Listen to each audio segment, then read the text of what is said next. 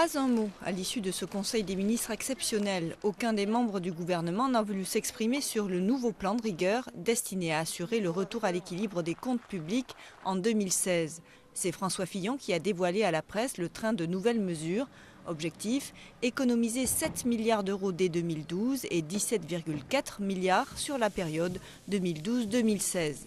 Je crois que désormais nos concitoyens sont conscients des risques que font peser les déficits et l'endettement sur notre vie et sur notre avenir.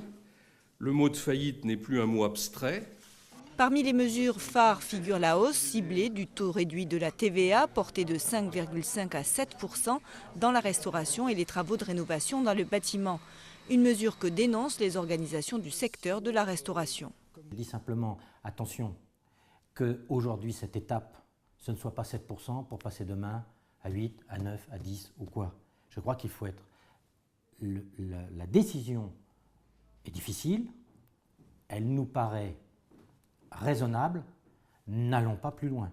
Autre annonce importante, celle de la réforme des retraites votée en 2010. Son calendrier sera resserré, l'âge légal de départ à la retraite fixé à 62 ans sera avancé de 2018 à 2017, mesure qui représentera une économie de quelques 200 millions d'euros en 2012 selon François Fillon et d'un peu plus de 4,4 milliards d'ici à 2016. Des mesures dénoncées par le Parti socialiste pour qui ce plan est inéquitable et déloyal. Nous avons donc une grande opération de mystification sur qui est responsable de ces déficits, mais nous avons une opération beaucoup plus grave, je le dis, de dilapidation du modèle social français.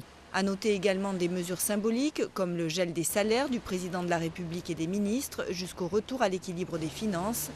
Des annonces qui visent à rassurer les marchés et les agences de notation afin de conserver le fameux AAA de l'État français mis sous surveillance par l'agence de notation Moody's.